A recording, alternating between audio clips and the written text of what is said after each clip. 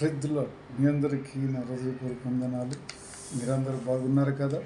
మన ప్రేమైన తండ్రికి అతి ప్రాముఖ్యమైన బిడ్డలుగా మనందరము సజీవులో ఉంటూ తండ్రి నామమును అనుదినము నిత్యము స్తుతిస్తూ ఘనపరుస్తూ మయంపరుచుకుంటున్న బిడ్డలం కాబట్టి మన తండ్రి మనల్ని ప్రేమించి తన చిత్తములో తన కృపలో మనందరినీ ఉంచుతున్న గొప్ప దేవుని బట్టి నూతనమైన వాగ్దానములలో మనముంటున్నప్పుడు ఆయన నామములో మనము బ్రతుకుచున్నప్పుడు ఏ శోధనలో కూడా మనల్ని ఏమి చేయలేవు.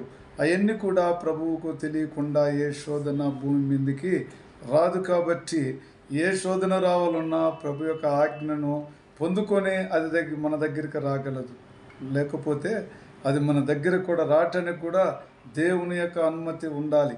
కాబట్టి ఈరోజు నేను కూడా ఏ శోధనను నీ గుడారం చుట్టూ రావని మన దేవుడు చెప్పిన మాట ప్రకారం మనకు ఏ శోధన రానట్టుగానే మనం నమ్మాలి, విశ్వసించాలి. మరి దినము ప్రభు మనకిస్తున్నట్టు వాగ్దానము ప్రకటన గ్రంథం 3వ అధ్యాయం 10వ వచనం, రాబోవు శోధన కాలములో నేను నిన్ను కాపాడదును. రాబోవు శోధన కాలములో, ఇంకా రాబోయే కాలములలో అనేకమైన శోధనలు రాబోతున్నాయి, అయినా కూడా నేను నిన్ను కాపాడుదును అంటున్నాడు. దేవునికి స్తోత్రం. కాబట్టి దేవుని చిత్తములో నిజమైన ప్రేమ కలిగి సత్యముతోనూ ఆయన నామమును ధ్యానించుకుంటూ ప్రార్థన శక్తి కలిగి బలము కలిగి నూతనమైన హృదయముతో ఏ కుటుంబము వర్ధిల్లుచున్నదో రాత్రికాల సమయంలోనూ ఉదయకాల సమయంలోనూ మధ్యాహ్న సమయంలోనూ ఆయనను ధ్యానించుకుంటూ ఆయన నామములో ఎవరైతే వర్ధిల్లుచున్నారో వారికి ఎంత శోధనలు వచ్చినా ఆయన కాపాడుతానంటున్నాడు, కరుణిస్తానంటున్నాడు. మరి అలాంటప్పుడు ఏ శోధన వస్తే మనకేమండి?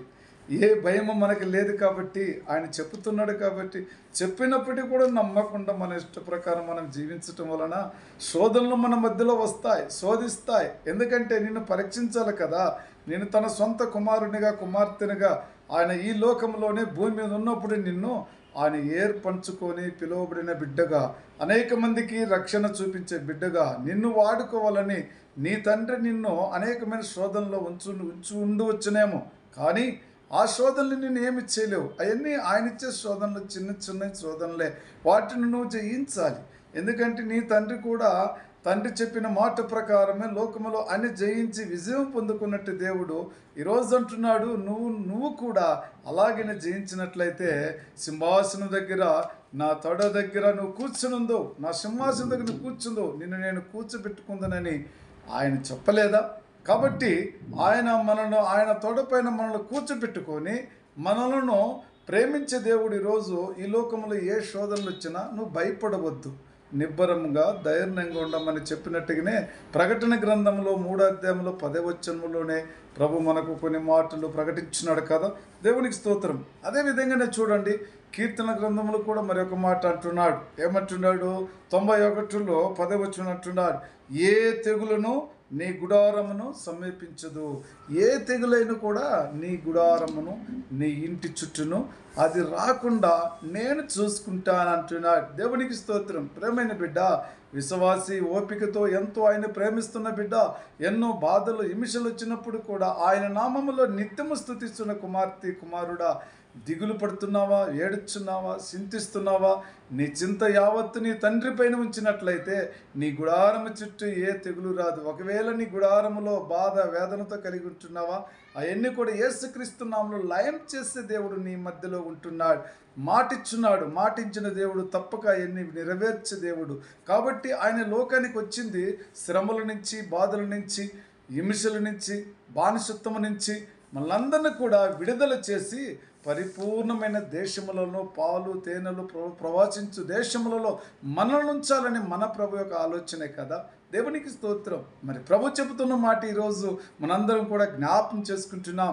ఇది ఎవరి సొంత మాట కాదు, ఎవరి యొక్క మరి ఒకరిని ఒక విధంగా ఏదో చేయాలని కాదు. కానీ దేవుడు ఆ విధంగా మనల్ని అందరినీ ప్రేమించి మన గుడారం చుట్టూ ఏ తెగులు రాదని ఒక నిజమైన మాట చెప్పి భయపడుతున్నావా? నీ దేవుడే చెబుతున్నాడు, ఏ భయం నీకు ఉండకూడదని. దేవునికి స్తోత్రం. ఆయన ఉంటుండగా మనకి భయం రాదు. అంతేకాకుండా ప్రళయం వచ్చినను నీవు దానికి భయపడకూడదు. వరదలు, వానలు, గాలులు వచ్చినను నువ్వు దానికి భయపడకూడదు. మన తండ్రి మనకు తోడుగా ఉంటున్నాడని ఖచ్చితంగా మనకు ప్రభు చెప్తున్నాడు. కాబట్టి అప్పుడు నువ్వు భయపడకుండా ఏం చేయమంటున్నాడంటే, నీకు సంతోషమును మా ఆనందమును కలుగు చేద్దును. దేవునికి స్తోత్రం. అలాంటప్పుడు నీకు సంతోషము ఆనందము కలుగుతున్నది. భూమి మీద ఆయన చెప్పిన మాట ప్రకారం నోవా వినన్నప్పుడు విని ఆ మాట ప్రకారం ఆయన చేసిన పడవ చేసుకొని దాంట్లో అందరినీ ఉంచినప్పుడు, భూమి మీద పలా వచ్చినప్పుడు, జలప్రవాహం నడిచినప్పుడు, మరి ఆ సమయంలో ఆనందం ఎదుర్కొన్నది నోవా కుటుంబానికి ఉన్నది. వినన వారికి ఏముంది? దుఃఖము, బాధలు, కష్టాలుతున్నారు. దేవుడు చెప్పిన మాట మనం వినాలి. విని ఆయన చిత్తంలో ఉన్నట్లయితే ఎవ్వరికి ఏ బాధ ఉండదని చెప్పిన మాట ప్రకారమే. అయితే రాబో శోధన కాలములో నేను నిన్ను కాపాడుదును. దేవునికి స్తోత్రం. ఈరోజు ప్రతి కుటుంబమును ఆయన కాచి కాపాడాలని, ఇంకా రాబోయే అనేకమైన శోధనలు వచ్చినా సంతోషముతో మీరు ఉండుదురని ప్రభు మనకు సెలవిచ్చున్నారు. దేవుడితో ప్రతి కుటుంబం సంతోషముతో ఆనందముతో స్తుతించటంలోనూ, ఘనపరచటంలోనూ, మయంపరచటంలోనూ వెనుకకు తీక నిత్యము గంతులు వేసి ఆయన నామను స్తుతించి ఘనపరిచి ప్రార్థించి ఆయనకు మహిమకరముగా మనందరము జీవిస్తామా? దేవుని స్తోత్రం. ఈ వాక్యం వింటున్న ప్రతి బిడ్డలో కూడా మీ హృదయంలో దుఃఖం ఉంటే సంతోషము, ఆనందము దేవుడే ఇచ్చునుగాక. మరి సంలోచన ప్రార్థన చేసుకుందాం. ప్రేమ, కృప, జీవంగల తండ్రి, పరిశుద్ధుడా, శోధనలో కాలములో నేను నిన్ను కాపాడదనని చెప్పిన గొప్ప దేవుడా, నీకు వందనాలు. ప్రతి కుటుంబంలో ఏ శోధనలు, బాధలు ఉంటే నాయనా, ఇదిగో తండ్రి, నీ గుడారం చుట్టూ నేను కంచె వేసుదనంటున్నాను. ఏ తెగులు నీ గుడారం చుట్టూ రాదని చెప్పినావు. ఏది కూడా నా యొక్క వెనుక లేకుండా నీ దగ్గర నిన్ను ఎవరు శోధించరని చెప్పిన గొప్ప దేవుడా, ప్రతి కుటుంబాన్ని ఆశీర్వదించు, దీవిస్తున్న గొప్ప దేవుడా, వాగ్దానం చూస్తున్న ప్రతి కుటుంబాన్ని ఆశీర్వదించండి, నెమ్మదిపరచు, సమాధానపరచు. ఏ శోధనకు లోబడకుండా యేసుక్రీస్తుకు లోబడి జీవించే భాగ్యం దైత్యమని నజరేస్తు నామములో ప్రార్థించున్నాను తండ్రి. Amen. Praise the Lord. God bless you.